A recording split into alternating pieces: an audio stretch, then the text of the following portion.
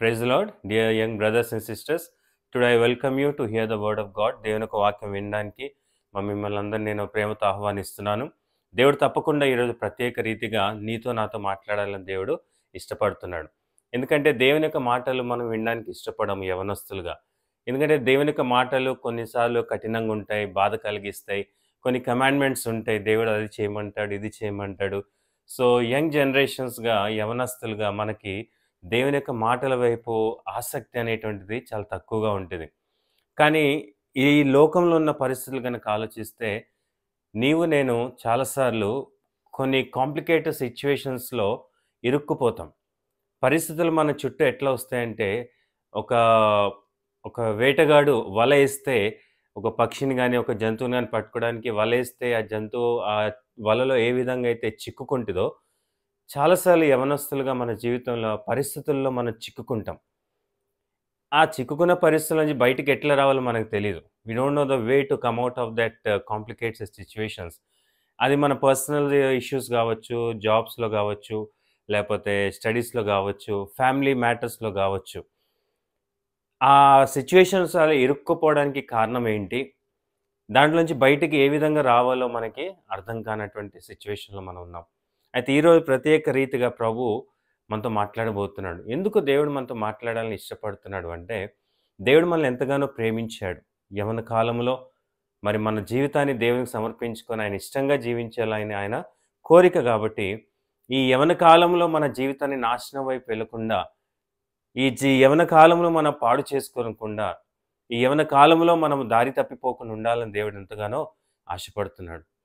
దేవుని యొక్క వాక్యంలో అద్భుతమైన ఒక మాట ఉంది. అదేమిటంటే కీర్తన గ్రంథము 118వ అధ్యాయంలో మరి 5వ వచనంలో ఒక అద్భుతమైన మాట దేవుడు మనకు జ్ఞాపకం చేస్తున్నాడు. అదేంటంటే, ఇరుకునందుండి నేను యెహోవాకు మొరపెట్టి తిని విశాల స్థలమందు యెహోవా నాకు ఉత్తరం ఇచ్చాను.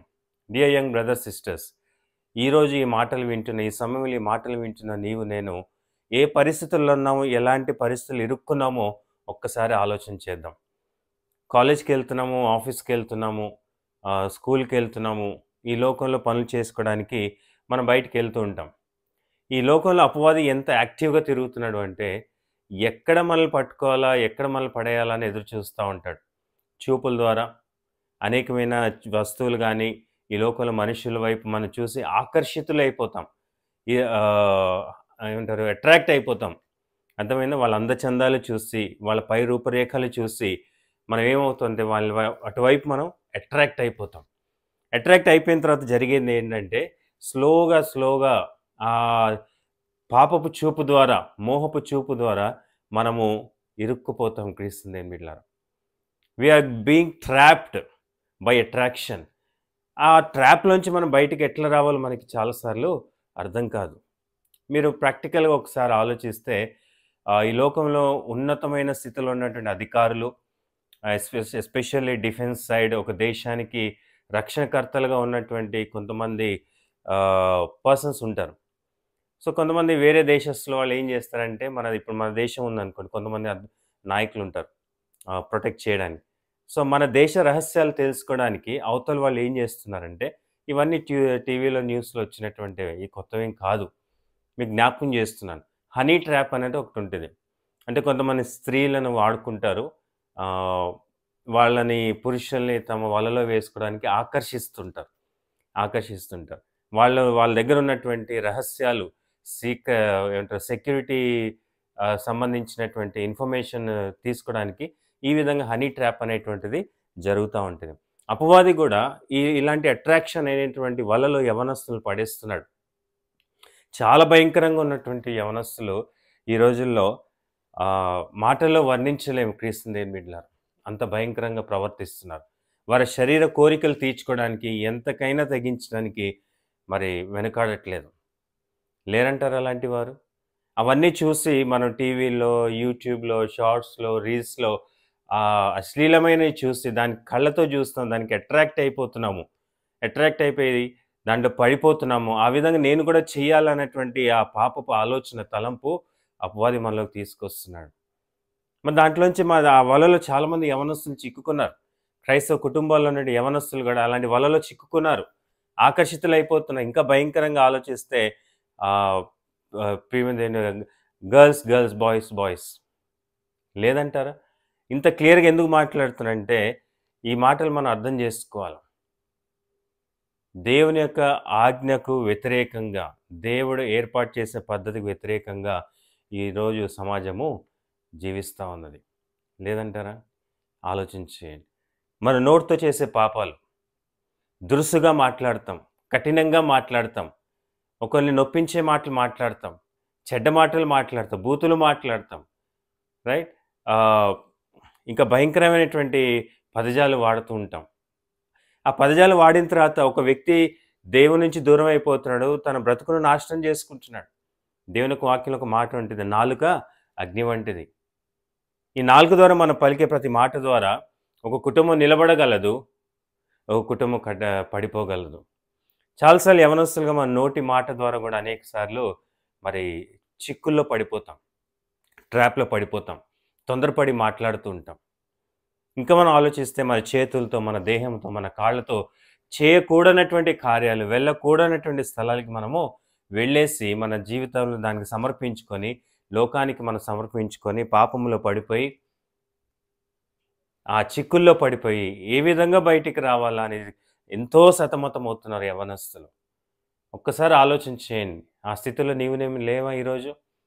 ఎప్పుడు చూసినా గుంసుమంటారు చూస్తారు. ఎప్పుడు చూసినా దిగాలుగా ఉండడం, ఏదో ట్రాన్స్‌లో ఉండడం, ఏదేదో ఆలోచించుకుంటూ ఉండడం, ప్రెజెన్స్ ఆఫ్ మైండ్ లేకపోవడం, కాన్సంట్రేషన్ లేకపోవడం, ఇవన్నీ దేనికి సూచనలు?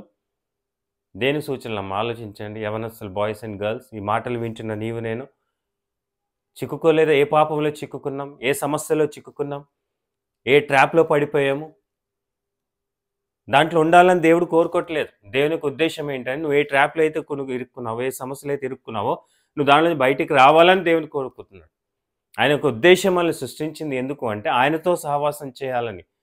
కానీ అడ్డుగోడగా నిలిచేది ఎవరు అంటే, అపవాది మనకి వ్యతిరేకంగా ఇలాంటి వలలు వేసి, మనల్ని దేవుని దూరం చేయాలని ప్రయత్నం చేసి, ఈ సత్యాన్ని ఈరోజు నీవే అర్థం చేసుకోవాలి.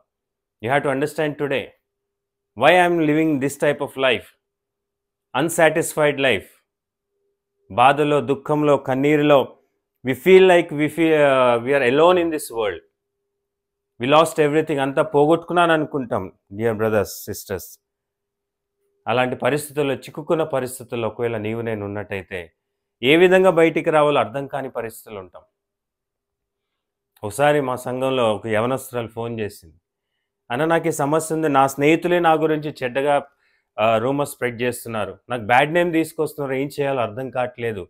ఏంటమ్మా పరిస్థితి అంటే, ఆమెను దేవుడు స్టెప్ బై స్టెప్ హెచ్చిస్తూ ఉన్నాడు. అది పట్టనటువంటి అసూయపరులు, సొంత స్నేహితులే ఆమె మీద రాంగ్ రూమర్స్ స్ప్రెడ్ చేస్తున్నారు.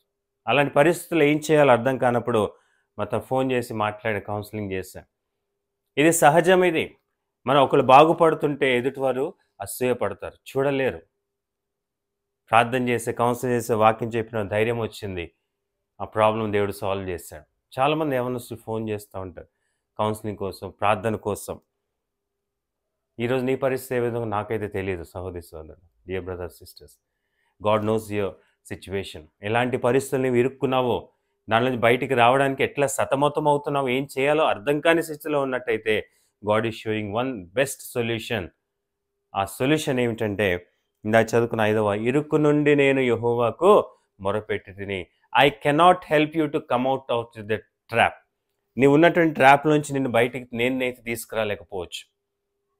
I can show the way, that's all. ఆ వే ఏంటంటే గాడ్ హిమ్సెల్ఫ్. నేను దేవుని దగ్గర తీసుకురొస్తున్నా అంతే. దేవుడు ఏమంటున్నాడంటే, నువ్వు నాకు మొరపెట్టు, నాకు మొరపెట్టు. ఎందుకంటే నేను నిన్ను చేశాను. నువ్వు ఏ స్థితిలో ఉన్నావో నాకు తెలుసు. నువ్వు ఎలా పడిపోయావో నాకు తెలుసు కాబట్టి I know everything, everything. So pray in my presence. నువ్వు ఇరుకులో ఉన్నావా, నాకు మొరపెట్టు.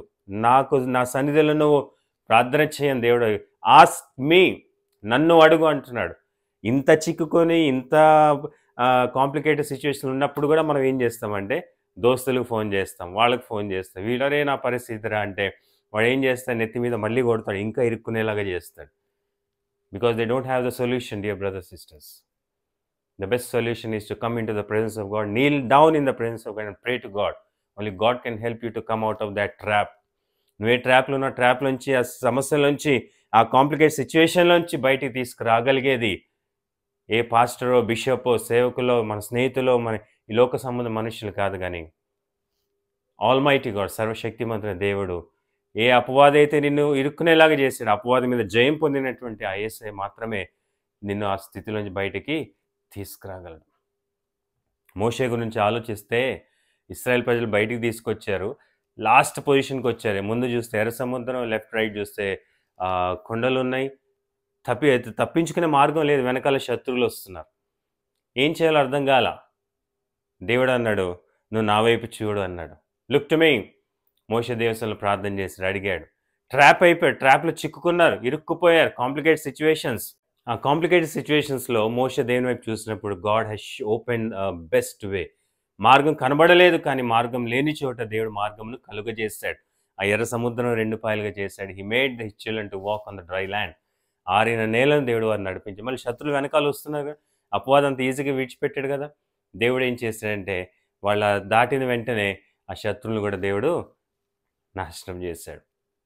అపవాదిని జయించడం అంత ఈజీ కాదు మనుష్యులకు. మన దేవునికి లోబడినట్టయితే, దేవుని సన్నిధిలో ప్రార్థన చేసినట్టయితే, యంగ్ బ్రదర్స్, సిస్టర్స్, ఈ మాట చాలా జాగ్రత్తగా వినండి. నీవే పరిస్థితులు ఇరుక్కున్నావో ఈ లోకంలో ఎవ్వరు కూడా నిన్ను ఆ పరిస్థితులను బయటికి తీసుకురాలేరు. Nobody in this world can help you, only God himself. అందుకే ప్రభు అంటున్నాడు, ఇరుకులో నుండి నువ్వు నాకు మొరపెట్టు, నా సన్నిధిలో నువ్వు ప్రార్థన చేయి, నేను నిన్ను విడిపిస్తాను అంటున్నాడు. మోషే దేవుని సన్నిధిలో ప్రార్థన చేసిన తర్వాత దేవుడు ఆయన విడిపించాడు. అద్భుతమైనటువంటి ఆశీర్వాదం వాళ్ళు పొందుకున్నారు. కాబట్టి ఈ సమయంలో దేవుడు మాట్లాడే అద్భుతమైన మాట, నీవు ఇరుక్కున్నటువంటి పరిస్థితుల్లోంచి అక్కడే ఉండాల్సిన అవసరం లేదు. డిప్రెషన్‌లో ఉండాల్సిన అవసరం లేదు. బాధలో ఉండాల్సిన అవసరం లేదు. యవనస్తుడా, యవనస్తురాలా, దేవుడు నా వైపు చూడమంటున్నాడు నిన్ను. మనుషుల వైపు చూడొద్దు. వాళ్ళు నిన్ను వాడుకొని వదిలేస్తారు. జాగ్రత్త. వాడుకొని నిన్ను వదిలేస్తారు. కానీ దేవుడు మనల్ని వాడుకొని వదిలేసే దేవుడు కాదు. మళ్ళీ దేవుడు హక్కున చేర్చుకు మనం దేవుని వాడుకుంటాం అనేక సార్లు మన అవసరాల కొరకు. కానీ దేవుడు మనల్ని వాడుకునే దేవుడు కాదు. ఆయన తన చంకనెత్తుకొని మనల్ని భద్రపరిచేవాడు. చూస్తావా దేవుని వైపు ఈరోజు దేవుని సన్నిధిలో ప్రార్థన చేస్తా. ఈరోజు నీ ప్రాబ్లమ్‌కి సొల్యూషన్ కావాలంటే just Neel down in the presence of God and cry to God to help you to come out of the trap. ఆ కాంప్లికేట్ సిట్యుయేషన్స్‌లో ఇరుక్కున్న పరిస్థితులను బయటికి తీ ప్రభువా అని, హెల్ప్ మీ అని ప్రభు సన్నిధిలో ప్రార్థన చేయి. దేవుడు నమ్మదగిన వాడు.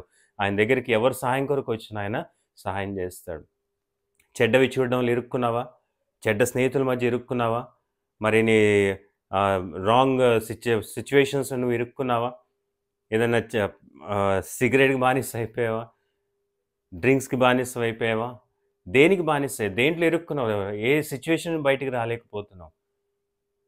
For every situation God has the solution. దేవుని వైపు చూడు. దేవుని సన్నిధిలో ప్రార్థన చేయి. దేవుడు తప్పకుండా అద్భుతంగా మోషేని ఏ విధంగా విడిపించి మార్గం కనబడలేదు మోషేకి. కానీ దేవుడు మార్గం కలుగజేశాడు. కలుగజేశాడంటే God has made a way to come out of the trap. దేవుడు చేయగలడు. దేవుడు చేసే దేవుడు. నాకు అసాధ్యమైన ఏదైనా ఉన్నదా అంటాడు. So dear young brothers, sisters, నువ్వు ఇరుక్కున్న సిట్యుయేషన్స్ నిన్ను నాశనానికి తీసుకెళ్తుంది. కానీ దేవుడి ఉద్దేశం ఏంటంటే ఆ సిట్యుయేషన్స్ నువ్వు బయటికి రావాలి. దాని మార్గము, దాని సొల్యూషన్ ఏంటి? దేవుని సన్నిధిలో ప్రార్థన చేయి. ఇరుకులో దేవునికి మొరపెట్టినప్పుడు విశాల స్థలమందు యెహోవా నాకు ఉత్తరం ఇస్తాడు. దేవుడు సొల్యూషన్ ఇస్తాడు. చేస్తావా పని? బాధలో, దుఃఖంలో, కన్నీరులో ఉన్నావా? బాధపడద్దు దయచేసి. దుఃఖంలో ఉండొద్దు. సంతోషంగా ఉండాలి. ఎందుకంటే ఆ సమస్యకు పరిష్కారము దేవుని దగ్గర. చూస్తావా దేవుని దగ్గరికి? చిన్న ప్రార్థన చేసి కళ్ళు మూసుకొని దయచేసి ప్రార్థన చేయి. ప్రభువా, నేను ఈ సమస్యలు ఇరుక్కున్నాను, నాకు సహాయం నీవే కాబట్టి నీ వైపు చూస్తున్నాను అని తీర్మానం చేసుకొని ప్రతి పరిస్థితుల్లో దేవుని వైపు చూసి తీర్మానం చేసుకో. దేవుడు అద్భుతంగా మనల్ని విడిపిస్తాడు. ప్రభువా, నీ పరిశుద్ధమైన నామమును బట్టి వందనాలు. యవనస్తులుగా మేము అనేక సార్లు ప్రభువా మరి పాపం అనేటువంటి ఊబిలో చిక్కుకుంటాం. ఈ లోకాన ఆశలకు పడిపోయి ఎట్లా బయటికి రావాలో తెలియదు ప్రభువా. కానీ ఈరోజు మాకు ఒక మార్గం చూపించావు. నీ సన్నిధిలో ప్రార్థించినప్పుడు, ఇరుకులో ప్రార్థించినప్పుడు మాకు విశాలతలో విజయం ఇచ్చే దేవుడు, ప్రార్థన జవాబు ఇచ్చే దేవుడు. ఈరోజు ఈ యవనస్తులు ఎంతమంది అయితే నీ సన్నిధిలో ప్రార్థన చేయాలని తీర్మానం చేసుకున్నాడు. ఏ యవనస్తురాలను తను ఇరుక్కున్నటువంటి పరిస్థితుల్లోంచి, ఆ పాపపు ఊబిలోంచి ఎట్లా బయటికి రావాలో తెలియని పరిస్థితిలో ఈరోజు ప్రార్థన చేసినట్టయితే ప్రభా, వారి ప్రార్థన ఆలకిస్తున్నాను, నీకు వందనాలు. వారికి ఇరుక్కున్నటువంటి పరిస్థితులను బయటికి తీసుకొచ్చి ప్రభా నీ మహిమ కొరకు నిలబెట్టమని, ప్రభా నీ కొరకు గొప్ప సాక్షిగా నిలబెట్టమని ప్రార్థిస్తున్నాం. సహాయం చేసి నీవే మహిమ పొందమని ప్రార్థిస్తూ యేసు నామమున అడిగి వేడుకుంటున్నాం తండ్రి. Amen. So dear young brothers, sisters, దేని గురించి టెన్షన్ పడదు. దేవుని సన్నిధిలో ప్రార్థన చేయడం నేర్చుకోండి. దేవుడు అద్భుతంగా మనం ఇరుక్కున్న పరిస్థితుల నుంచి దేవుడు మనల్ని బయటికి తీసుకురాగలడు.